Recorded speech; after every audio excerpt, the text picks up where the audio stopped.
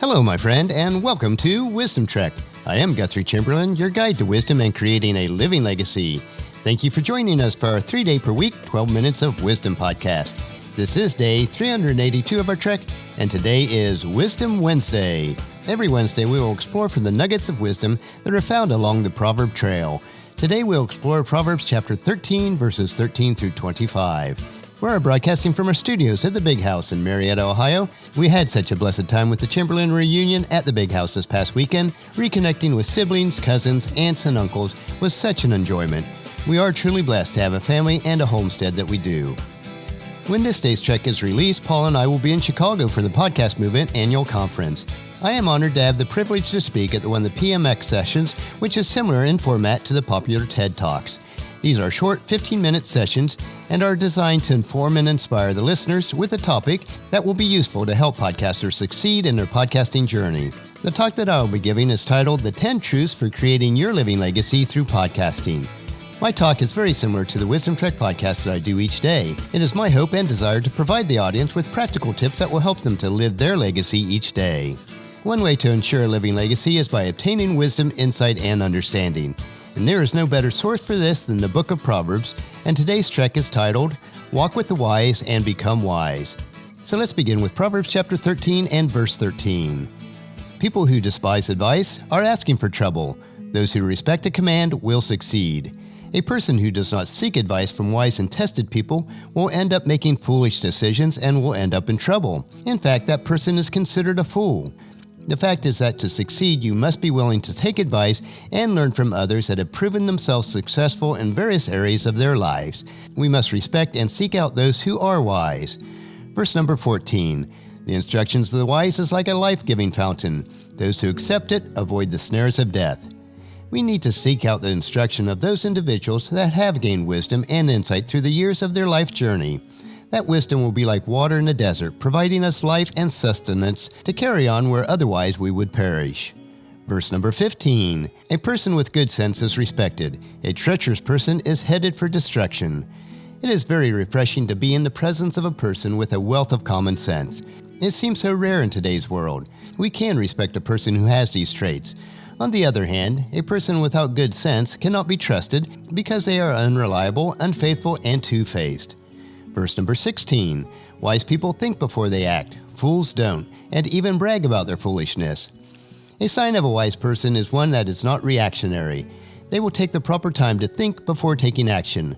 This will prevent them from making decisions or taking actions that would be harmful to themselves or to others. In contrast to this is a fool, who reacts instead of taking action, who are only wise in their own eyes, but their decisions and actions prove otherwise. Verse number 17. An unreliable messenger stumbles into trouble, but a reliable messenger brings healing. A person who cannot be relied on for information or results will find themselves stumbling through life. They fall into trouble themselves and for those they impact. A person who is reliable is like healing to those who are afflicted. They are dependable, which soothes the souls, much like medicine would heal a body. Verse number 18. If you ignore criticism, you will end up in poverty and disgrace. If you accept correction, you will be honored. No one likes to be criticized because it hurts our egos and we may be offended. But if you do not heed constructive criticism, you will be a poor person who continues down the path of disgrace. Criticism is necessary if we are to grow wise. If we are willing to accept correction, we will live a life of honor and respect for others. Verse number 19. It is pleasant to see our dreams come true, but fools refuse to turn from evil to attain them. All of us have dreams and ambitions, and when we are able to achieve them, it is a pleasant occurrence. God's Word is full of wisdom and precepts which should be incongruent with our dreams. When your dreams are contrary to God's guideline and you refuse to change them, then don't be surprised when your dreams turn out to be nightmares. When God's precepts are adhered to, then there will be a predictable outcome. When they are not, then we cannot expect God to save us from our foolish decisions. Verse number 20. Walk with the wise and become wise. Associate with fools and get into trouble. You become like those who you invest time with. If you invest time with wise people and listen to their wisdom, you will gain wisdom yourself. If you spend time with foolish and wicked people, you will become like them. Like my mom would say, if you lie down with dogs, don't be surprised when you wake up with fleas. Verse number 21. Trouble chases sinners, while blessing rewards the righteous. Your thoughts will determine your actions, which will determine your outcomes in life. When you choose to do what is contrary to God's precepts, then you will have troubles in your life. In contrast, those who practice being good and godly will experience the reward of a peaceful and pleasant life that is free from fear and anxiety. Verse number 22. Good people leave an inheritance for their grandchildren, but a sinner's wealth passes to the godly. A person who is good and godly will make wise financial decisions, and as a result, will be able to accumulate wealth and godly traditions that can be passed on through the generations to come. But not so for those who make unwise financial decisions and become slaves to their lenders. They will not have the wealth nor the wisdom to pass to future generations.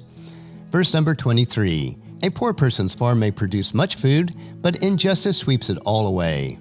While there are situations that are completely out of our control, in most cases it is because of unwise financial decisions that we have made. This verse would indicate that even when a poor person has the opportunity to gain solid financial footing, they are unable to because of their past unwise financial decisions, and any gain that they do have is swept away by their creditors that they have made themselves slaves to. Verse number 24. Those who spare the rod of discipline hate their children, and those who love their children care enough to discipline them. This verse has fallen into some controversy in today's politically correct worldview. While I certainly do not advocate any type of abuse for children at any age, there are times when children and adults need to be disciplined for their unwise decisions. What we lose in the word discipline is the root word to disciple. When you disciple a person, you take them alongside you to train them and to teach them how to make proper decisions. This is what we need to do for our children and our grandchildren, to bring them alongside us, to care for them enough that we are willing to pour ourselves into their lives. And then verse number 25.